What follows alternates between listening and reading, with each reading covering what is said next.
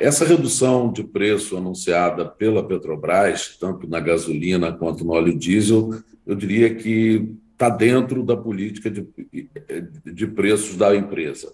Se você olhar nos relatórios publicados diariamente pela Abicom, existia aí realmente uma defasagem, ou seja, o preço da Petrobras estava aí em torno de 18 a 20 centavos por litro acima da paridade, e a Petrobras, então, anunciou essa redução a partir de amanhã de 13 centavos. Acredito que, considerando que existe aí um viés para a elevação do preço da gasolina no mercado internacional nos próximos dias, próximas semanas. Então, eu acho que foi uma medida sem nenhum, na minha avaliação, apesar de estar coincidindo aí com esse anúncio da reoneração do PIS/COFINS e da CID na gasolina e no etanol, mas ela transcorreu dentro dos procedimentos estabelecidos, ou seja, existe um espaço, a Petrobras tem buscado acompanhar a PPI e fez a redução de uma forma natural aí desses 13 centavos. Sobre a reoneração, né? Quer dizer, manter o preço naquele patamar que estava, mas de uma maneira artificial, controlando ali, né, os impostos federais, é algo ruim? A gente já teve uma experiência não tão distante assim em relação ao controle no preço dos combustíveis. Olha, preço artificial de qualquer produto é sempre muito ruim para a economia, né? E também para as empresas que estão sujeitas e que estão operando aí em toda a cadeia de suprimento desses combustíveis, né? Então, eu diria que a artificialidade de preço não é boa para ninguém. E, de fato, a desoneração foi anunciada no ano passado, num ambiente pré-eleitoral, né, que tinha, de fato, como objetivo redução de custo para os usuários de combustíveis, gasolina, diesel e GLP e outros combustíveis também, mas tinha uma previsão para retorno no dia 1º de janeiro. O novo governo, né, prorrogou a desoneração do diesel, que é o combustível mais utilizado e que tem um impacto maior na nossa economia e também na nossa inflação, que é o óleo diesel e GLP, foi prorrogado até o final do ano, e a gasolina foi prorrogada até o dia de hoje, 28 de fevereiro. Então, eu acredito que, de fato, se faz necessário o retorno da aplicação dos impostos, uma vez que o governo precisa aí dessa receita para poder vencer o ano de 2023, como falou aí o ministro Haddad. E sobre a escolha de reonerar a gasolina, que é combustível fóssil, né, mais do que o etanol, o biocombustível, em relação à compensação, não estava valendo mais a pena, né, praticamente todo o Brasil, na verdade, abastecer o carro com etanol. Me parece que essa medida visa reequilibrar isso, né? Olha, esse cuidado que o governo está tendo com manter essa diferença na alíquota do imposto entre o combustível fóssil e o combustível renovável, que é o etanol hidratado, é salutar. De fato, a gente precisa estimular e caminhar, favorecendo aí a transição energética, deixando de consumir combustíveis fósseis, passando e aumentando a participação dos combustíveis renováveis na nossa matriz energética.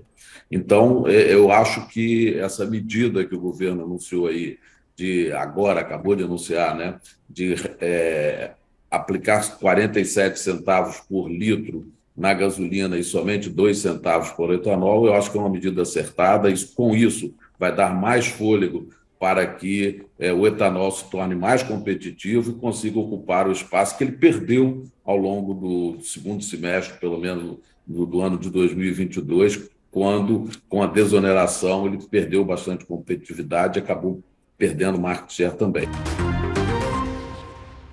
A reoneração da gasolina será de 47 centavos, o que, com desconto de 13 centavos da Petrobras, dá um saldo líquido de 34 centavos, ok?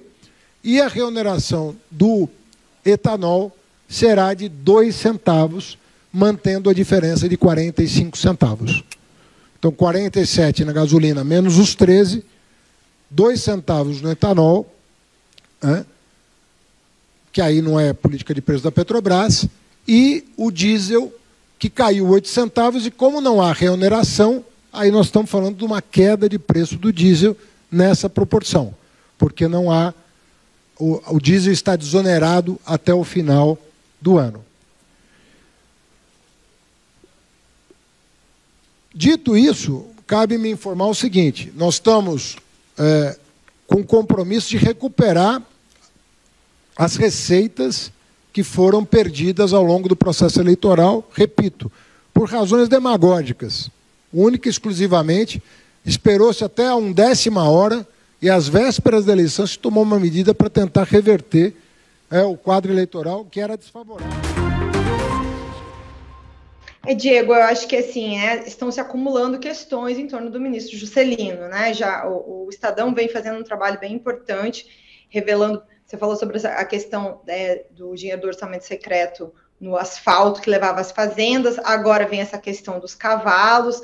Eles também trouxeram numa reportagem aqui nos últimos dias a questão do ministro ter usado já como ministro, né, avião da FAB e diárias do governo para participar de eventos relacionados aí a um leilão de cavalo, inaugurou uma praça em homenagem a um sócio, prêmio, que deu também uma homenagem ao sócio e um prêmio de um Oscar de cavalos. Desculpa, eu errei aqui. Mas né, o que isso interessa ao governo federal? Assim, até estava conversando com fontes do governo aqui agora há pouco, surpresas que ele, inclusive, omitiu isso da agenda pública do Ministério, e o ministro da CGU ali, logo depois, quando começou a tirar os sigilos das questões do governo Bolsonaro, ressaltou numa coletiva que estava cobrando os ministros do governo Lula para que voltassem a usar a agenda pública e deixar muito claro qual é a agenda do ministro, porque é obrigatório, eles são obrigados a divulgar os compromissos de agenda, e o ministro, inclusive, disse na coletiva que estava cobrando de maneira incisiva que se voltasse a fazer essa divulgação.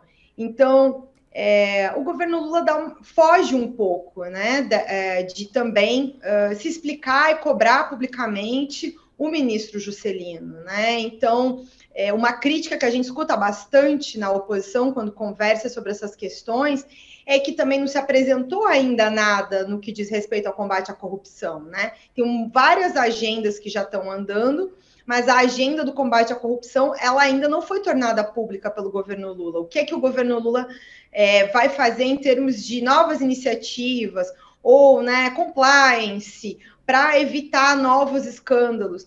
Né, existe um certo silêncio, a gente escuta mais no bastidor, mas vir à frente aqui falar sobre essas questões ainda não aconteceu, e isso é uma coisa que a gente vai acompanhar ainda para os próximos dias, Diego, porque não parece que essa situação em torno do ministro Juscelino vai sumir, né? Tudo indica que isso vai crescer. Qual